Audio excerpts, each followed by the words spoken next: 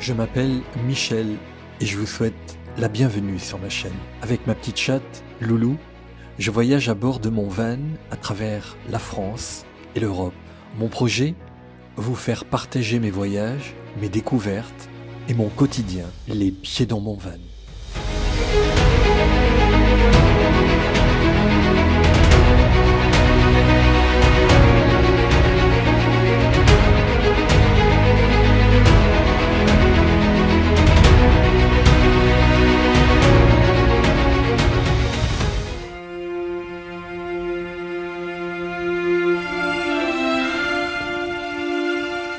Je suis très heureux de vous retrouver pour ce nouvel épisode et pour démarrer l'année 2021, je vous emmène faire une randonnée.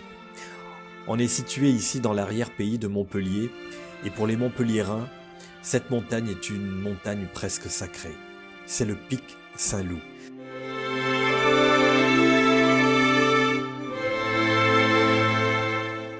C'est l'un des plus beaux sites naturels et de randonnée de la région.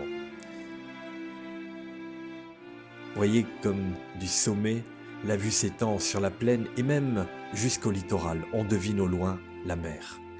On est situé ici à 25 minutes de Montpellier. Le pic Saint-Loup est adossé en fait au premier contrefort Cévenol et son sommet est à 658 mètres d'altitude. Lorsqu'on arrive tout à fait en haut de ce pic Saint-Loup, on est accueilli par une chapelle et une croix.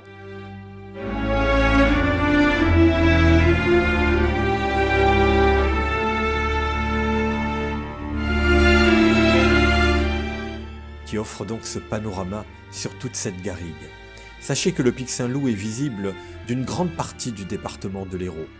Et pour les randonneurs, sachez qu'il est accessible à pied, environ 1 heure de marche. Il n'y a pas vraiment de difficulté. Seuls les peut-être 400 derniers mètres sont un peu éprouvants parce que ça monte dur pour arriver au sommet.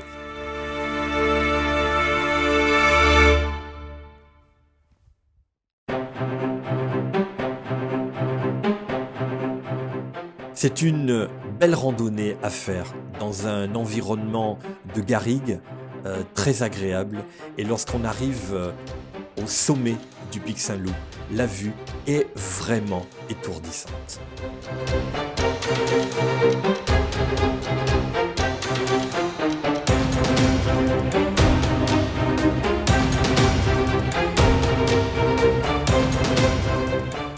La végétation caractéristique du pic Saint-Loup se compose, on va dire, de différentes essences, mais typiquement méditerranéennes, du chêne vert, du pin d'Alep, des arbousiers.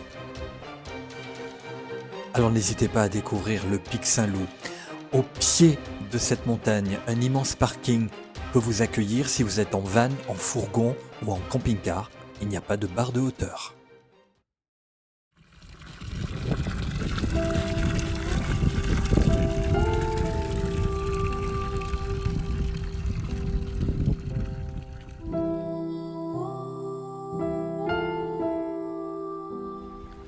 Je vous ai promis dans le titre de cet épisode 2 sites exceptionnels à visiter dans l'Hérault.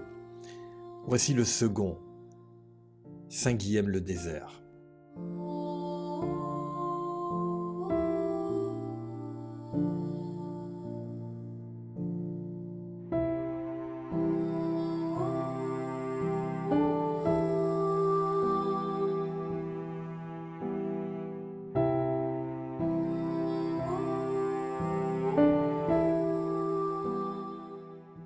Ici, on est dans une étape spirituelle sur le chemin de Saint-Jacques de Compostelle. En effet, Saint-Guilhem-le-Désert est une petite cité médiévale qui fait en plus partie des plus beaux villages de France et qui offre vraiment une parenthèse inédite.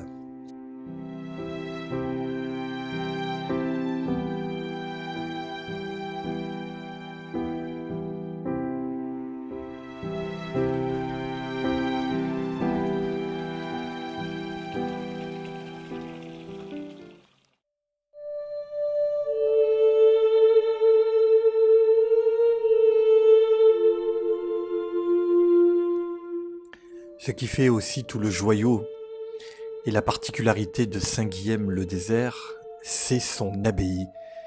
Cette abbaye bénédictine de Gélone.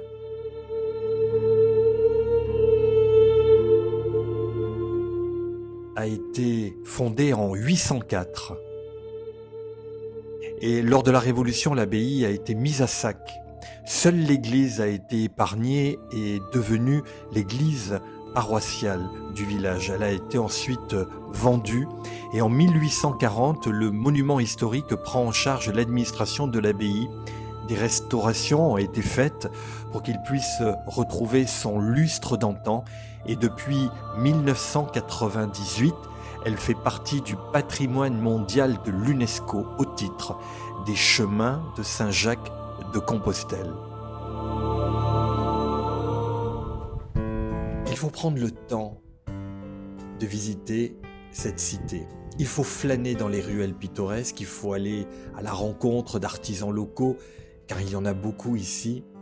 Il faut profiter pleinement de l'ambiance, voir les places, et notamment la place principale du village avec son surprenant platane qui est planté là depuis 1855. Il faut tout simplement savourer l'instant présent.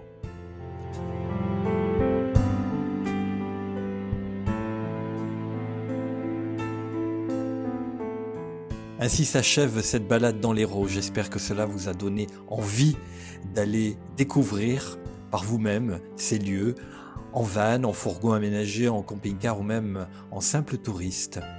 Je vous donne rendez-vous bientôt pour un prochain épisode. Merci de me suivre. À très vite, les pieds dans mon van.